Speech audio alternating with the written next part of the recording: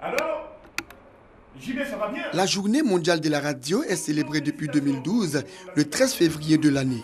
Cette date commémore le lancement de la radio des Nations Unies le 13 février 1946.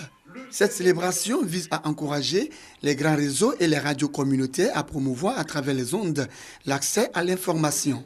En Côte d'Ivoire, on compte plusieurs radios privées et de proximité. De radio publique, Radio Côte d'Ivoire et Fréquence 2. Pour les professionnels de la radio, cette journée vient à point nommé. Nous, on pense que c'est la reconnaissance un peu d'un métier. Un métier qui est noble et qui, avec sa pression, avec ses difficultés. La radio, c'est un média formidable, je le dis toujours, spontané, parce que c'est quelque chose qu'on peut emporter avec soi partout. La radio représente un vecteur incontournable d'information, de débat, de culture et de transmission de savoir. Cette journée est donc une occasion pour féliciter et encourager les acteurs à plus d'ardeur au travail.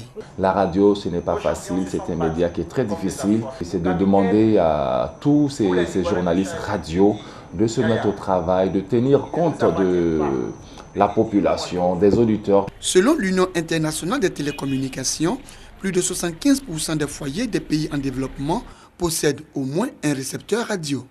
La Journée mondiale de la radio entend cette année encourager le développement de programmes à destination des jeunes au sein des services de radiodiffusion publique et privée, d'où le thème « Jeunesse et radio ».